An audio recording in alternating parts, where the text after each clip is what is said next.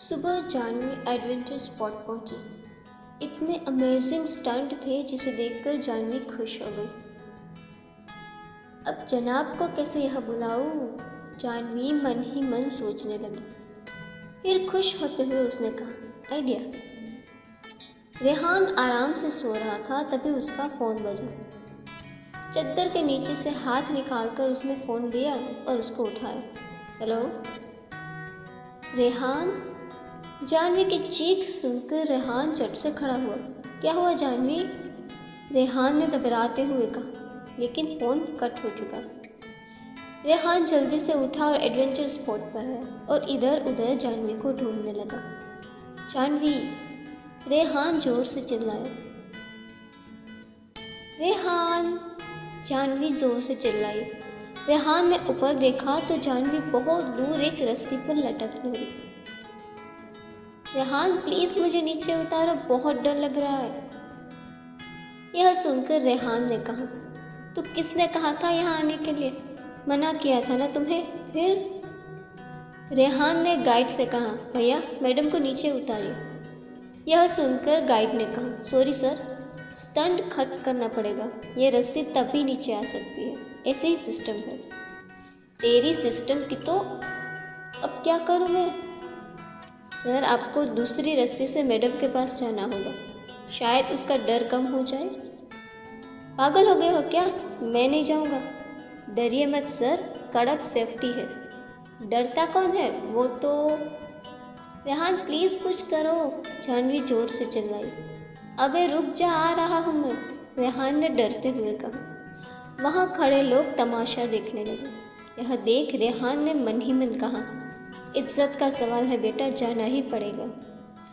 मन में भगवान का नाम लेते हुए रेहान ने हाँ कहा। गाइड ने उसे अच्छे से सेफ्टी बेल्ट पहनाए और रस्सी को झटके से ऊपर भेजा।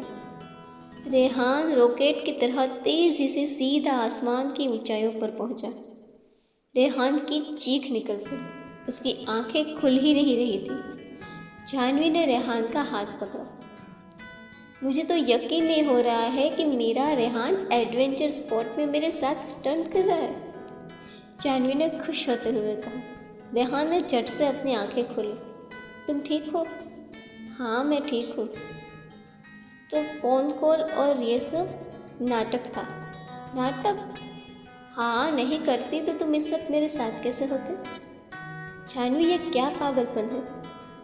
डर इंसान के मन में होता है, दिमाग में होता है, ज़रूरत है तो उसे निकालने की।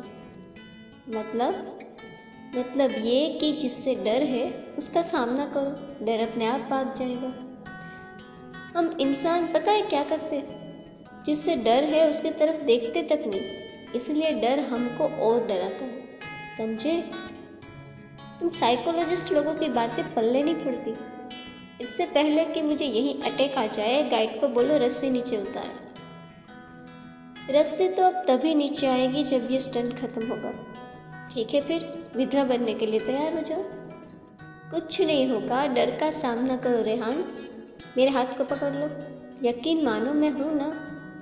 कहते हुए जानवी ने रेहान के हाथ को पकड़ा और गाइड को थम्स अप किया। गाइड ने स्टंट चालू किया।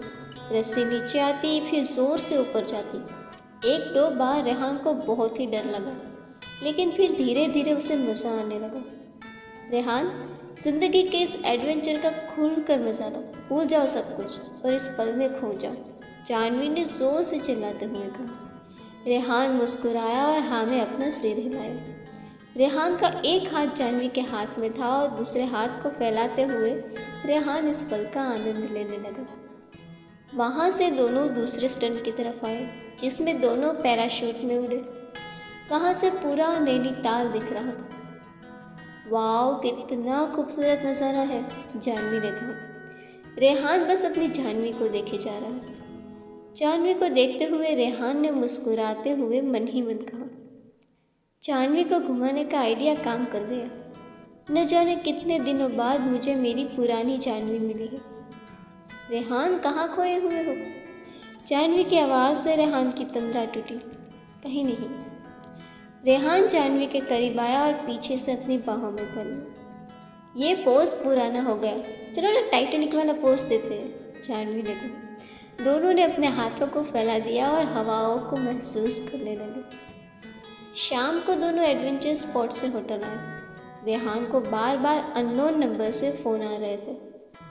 किसका फ़ोन है पता नहीं, होगा कोई, छोड़ो ना, तुम बैठो मैं फ्रेश होकर आती हूँ, इतना कहकर जानवी चली गई। रेहान का फ़ोन फिर बजा। रेहान ने उठाया लेकिन सामने से कोई आवाज़ नहीं आई। बात नहीं करनी है तो फ़ोन क्यों किया, रेहान जोर से चिल्लाया। इतनी जल्दी भूल गया, तुमसे ये उम्मीद नहीं थी। कौन हो तुम, मुझे कैसे जानते हो? तेरी हर हरकत पर नज़र है। तो इस वक्त अपनी पत्नी के साथ नैनीताल में रंगरलियां मना रहा है, इसकी सज़ा तो तुझे ज़रूर मिलेगी। इतना कहकर फ़ोन कट हो गया। ये क्या था, ज़रूर किसी ने मजाक किया है। उतने में वॉशरूम का दरवाज़ा खुला। रोहन ने उस तरफ देखा तो नाइटी पहने हुए जानवी खड़ी थी, गीले खुले बाल और उसमें से टपकती पानी की बूंदें। हल्के गुलाबी रंग की वो नेक वाली नाइटी में जानवी बहुत ही खूबसूरत लग रही थी। जानवी आईने के सामने आई और अपने बालों को सुखाने लगी। जानवी के इस रूप ने रेहान के मन में सोई हुई भावनाओं को जगा दिया।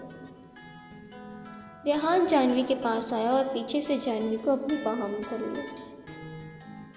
तुम खुश हो ना जानवी यहाँ आकर? हाँ रेहान, इतनी खुशी मुझे पहले कभी नहीं हुई।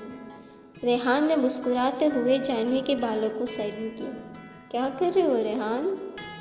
अपनी बीवी को प्यार कर रहा हूँ, कहते हुए रेहान ने जानवी को अपनी तरफ किया और उसके माथे को चूमा।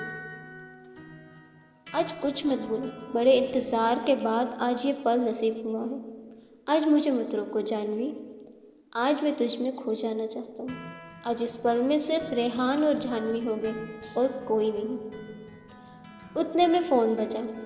यह देख जानवी की हंसी निकल गई। इसकी तो, कहते हुए रेहान ने अपना फ़ोन स्विच ऑफ कर दिया। रेहान जानवी के पास आया और उसे उठाकर बेड पर लेटा दिया। दोनों इस पल में खो से गए। उतने में ज़ोर से किसी लड़की के चीखने की आवाज़ आई। जानवी ने रेहान को धक्का दिया और झट से खड़ी हुई। तुमने कुछ सुना? जानवी ने कहा। यह सुनकर रेहान ने कहा, नहीं तो। कोई चीखा। कहते हुए जानवी खिड़की के पास आई और आसपास देखा। कोई भी तो नहीं है जानवी, हवा की वजह से तुम्हें भ्रम हुआ है, चलो। रेहान ने जानवी को बेड पर लिटाया और उसे अपनी बाहों में कर लिया। उतने में जोर से हवा का झोंका आया और जिससे खिड़की खुल गई। रेहान, आज मौसम इतना ख़राब क्यों है, इतनी तेज़ हवा? तेज़ हवा की वजह से ये हुआ है, पर वैसे भी ये नैनीताल है, यहाँ ऐसे तूफान आते रहते हैं, उस तरफ ध्यान मत दो। कहते हुए रेहान ने खिड़की बंद की और फिर जानवी के पास आया। दोनों ही एक प्यार भरे मौन में खो गए।